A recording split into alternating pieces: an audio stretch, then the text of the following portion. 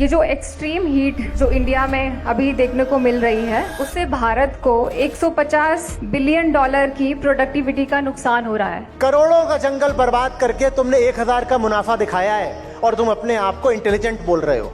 लगे हुए हैं विकास विकास विकास, प्रगति चाहिए, जीडीपी बढ़ानी है, इतने ट्रिलियन इकोनॉमी इसकी, इतना उसका।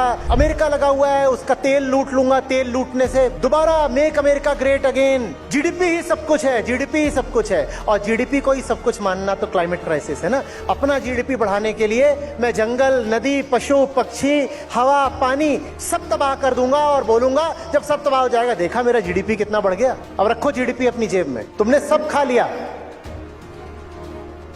पेनी वाइज पाउंड फूलिश।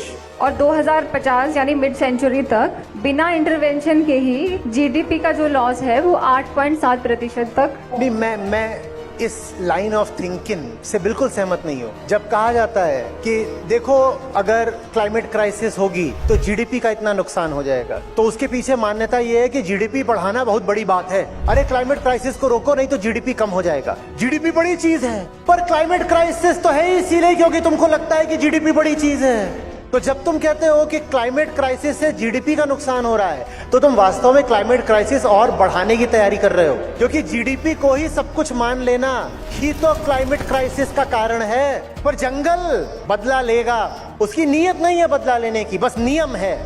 नियम है। जो अपने ही घर में आग लगाते हैं वो खुद राख हो जाते हैं। नियम है। घर की नीयत नहीं होती तुम्हें जलाने की, नियम है।